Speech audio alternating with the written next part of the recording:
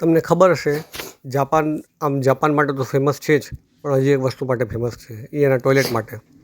આપણે યુરોપ જાય ને તો યુરોપવાળા ટોયલેટ થઈ જાય પછી ધોવું, કેવી રીતે ધોવું, શું ધોવું, એ તમને જાણો, એની કાંઈ ઉપાધિ કરી જ નથી. તમે બાથટબમાં પડો કે પછી પોર્ટેબલ ઘરેથી પિચકારી લઈ આવો. પણ જાપાનવાળાએ તો આ વસ્તુ માથે ઓઢી લીધી છે. બહુ સિરિયસલી આમાં કામ કર્યું છે. બતાડું તમને કેવી રીતે. આ નોર્મલ ફ્લશ, પછી હલકું ફ્લશ કરવું છે. આપણે બહુ કર્યું નથી, થોડુંક કર્યું તો કેમ વધારે પાણી વાપરવાનું, તો આ હલકું ફ્લશ દબાવવાનું. પછી ઇકો ફ્લશ, એટલે આપણે એમાં બહુ પાણીએ ખર્ચો ના થાય ને બહુ પાવરે ખર્ચો ના થાય અને એનું કામ કરી જાય. પછી હવે ઓસ્કિલેટ દબાવ્યું છે એ મને સમજાતું નથી, એ હવે ઓલાને પૂછવું પડશે. જો અલગ અલગ બટન આપ્યા છે. રિયર, પાછળથી આવું દબાવશો તો પાછળથી ઓલું પિચકારી આવશે ઓટોમેટિક. પછી તમને જે જગ્યાએ કરાવવું છે વहाँ કરી દેશે. પછી પાછે રિયરમાં સોફ્ટ, હલકી રીતે જોઈએ છે, બહુ જોરદાર નથી જોતું, તો એ દબાવશો તો એ પાછી ઓલી બારી બહાર આવશે.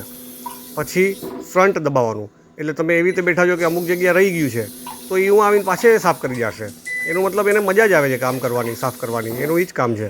હવે તમને પ્રેશર વધઘટ કરવો છે કે પછી પોઝિશન બદલી કરવી છે કે જરાક આ બાજુ રહી ગયું છે, ખૂણા ખાતે ઓલી બાજુ રહી ગયું છે, તો એ દબાવશો એ એની પર એડજસ્ટ થયા રાખશે અને તમને સાફ કર્યા રાખશે.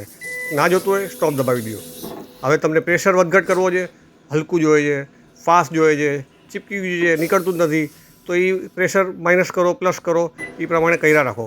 અને છેલ્લે જ્યારે બધું પતી જાય છે પછી તમને ભૂલી ગયા, બાય ચાન્સ ગાયમાં નીકળી ગયા કપડાં પહેરીને અને ફ્લશ કરવાનું રહી ગયું, તો એ ઉપાધિ નથી.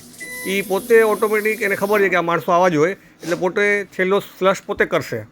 હવે તો હોટલમાં બોર થતું હોય ને તો અડધી કલાક આમાં બેસી જવાનું અને પોતાના નિશાના પાકા કર્યા રાખવાના.